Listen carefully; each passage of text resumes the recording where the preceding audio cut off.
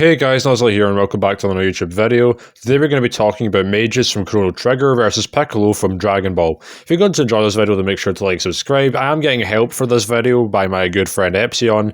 He helps me out with the Chrono Trigger part of this video because I haven't played the games myself. So massive shout out to him. I will also be covering Dragon Ball superhero feats in this because it was voted on my server for that to be the case. So if you don't want to be spoiled for that new movie, then don't watch this video.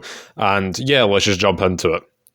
For strength and attack potency for Magus, he can fight Lavos, who eats universes, and which, by the way, he also then scales higher than the Frozen Flame, which was powerful enough to reduce an entire alternate reality to nothingness, which was, eliminating the Dead Sea, which was stated to be a space-time of infinite size.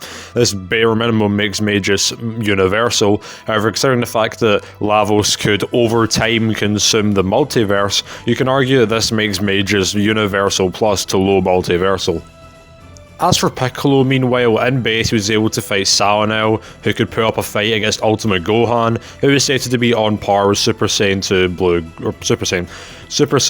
Goku, who massively upscales from God Goku in the first arc, who threatened to destroy the universe with Beerus, which is at least multiple times universal, due to the fact that the afterlife was also threatened to be destroyed, and that was stated to be a universe in size as well. With his first transformation, he could fight Gamma 2, albeit still not quite as strong as him. Gamma 2 was stated to be on par with Goku and Vegeta, and Piccolo's orange form outright stomped Gamma 2. Ultra Instinct Goku could shake the world of Void, which is an infinite realm of no time or space, and also scales much higher than Infinite Zamasu, who is going to fuse with every universe and every timeline. This isn't an infinite amount, but it does make him low multiversal at least, so I would argue that Piccolo, at least in his transformed forms, are more powerful.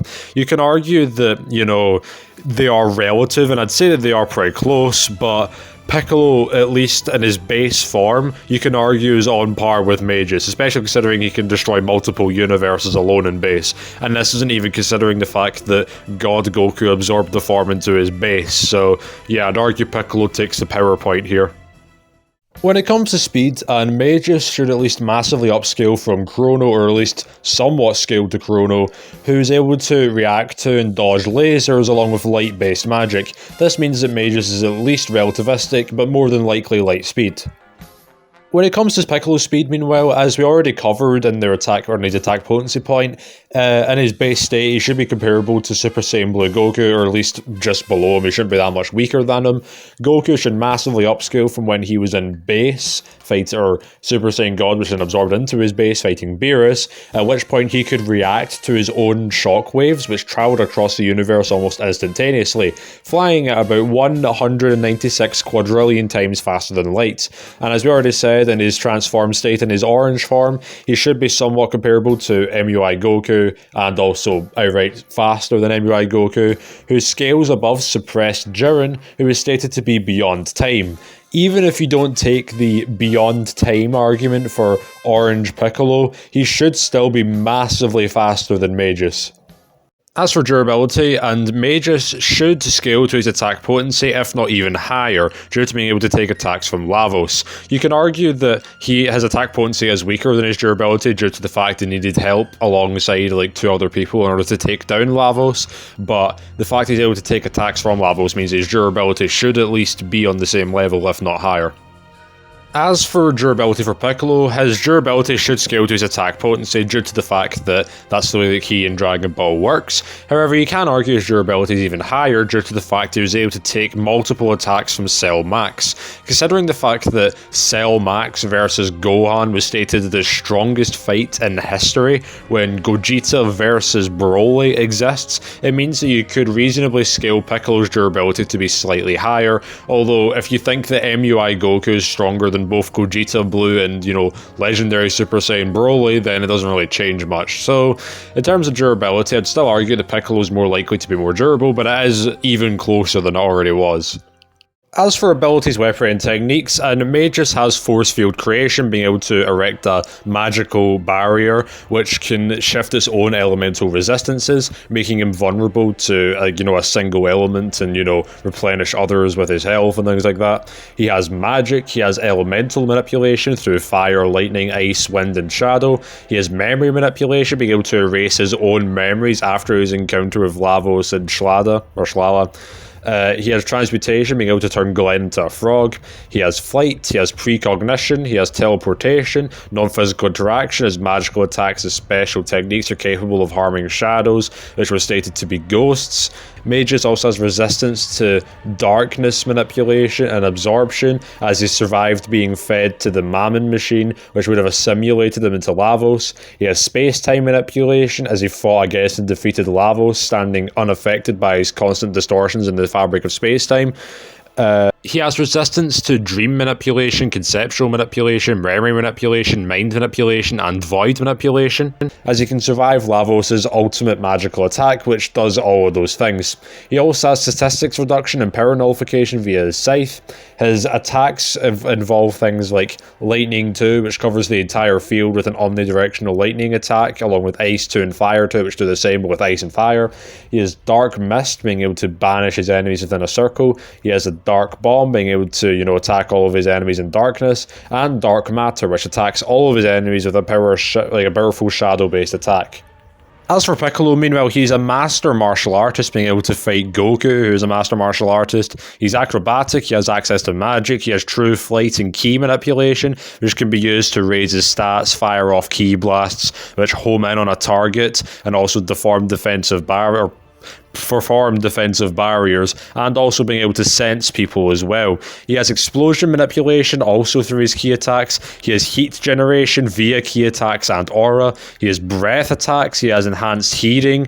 He has fusionism, as he has the fusion dance. He has body control, as he can control his severed limbs. He has elasticity, as he can extend his arms with great lengths. He can greatly increase his own size to become a giant. He can create shock waves. He can create after images. He has electricity manipulation, he has creation, he has sealing, he has telepathy, he has telekinesis, he has cloth manipulation, he has accelerated development, he inherited his father's ageless immortality, being eternally young, he has self-sustenance, he has regeneration, as he can regenerate lost limbs, and the rest of his body as long as his head is still intact. He has duplication. He has resistance to empathic manipulation, being unaffected by Ribrian's light of love, which causes whoever smells it to instantly become infatuated with them. He also has resistance to harsh temperatures, training in such conditions. His attacks consist of things like his antenna beam, his chasing bullet, which are just powerful versions of ki blasts. He has explosive demon wave, which he inherited from his father. He also has eye lasers, which, as you might expect, are lasers from his eyes. He has a Hellzone grenade, which is basically where he surrounds the target in multiple ki blasts, which all attack them at once. He has the Light grenade, which, by bringing his hands together, he can create a massive sphere of powerful energy, causing an explosion. And also the Special Beam Cannon, which is basically a kind of drill, which pierces through their opponents, or at least that's what it's designed to do. He has the Mafuba as well, which can seal people away.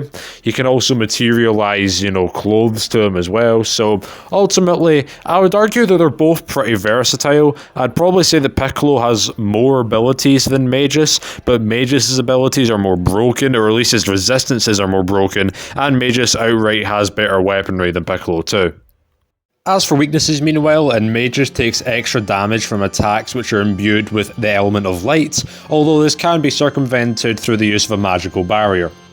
As for weaknesses for Piccolo, the core to his regeneration is in his head, so if it's destroyed then he won't regenerate and just die, and his regeneration is also stamina based as well, which means if he runs out of stamina, he won't be able to regenerate. So I'd argue that Piccolo has got the worst weakness of the two. So overall, who wins the fight? I've gathered from this that Piccolo's marginally more powerful and more durable, he's faster and is more versatile, meanwhile Magus has better abilities, has better weaponry, and is less vulnerable. So, who wins? From this, you can tell that it is a bit of a close fight, and if the speed was equal, I'd be inclined to say so, but the fact that the speed is so wide, the gap is just so big, Piccolo realistically just wins. Like, even if you argue that Magus is equal to or stronger than Piccolo, Piccolo would just speed blitz and just absolutely destroy Magus. Magus's abilities would be really useful, again, if the matchup was, like, equalized in speed, because otherwise Magus would just, you know, not be able to use them. So I think it's clear that Piccolo would win. He could even seal Magus away, but if he's able to use the Mafuba, but then again, the Mafuba would require, you to have a jar and a seal, which I guess Piccolo could just create using his material manipulation. The special beam cannon's also shown able to, bypass, or rather hit and pierce through people who are stronger than Piccolo, such as Raditz. So this means that it would just one-shot, Magus. The one condition you can give Magus is that, besides stats, you could possibly reap Piccolo's soul, but again, he's not fast enough to do so. So I'd argue that Piccolo wins the fight. If you enjoyed this video, then make sure to like, subscribe, and I'll see you next time. This world shall know.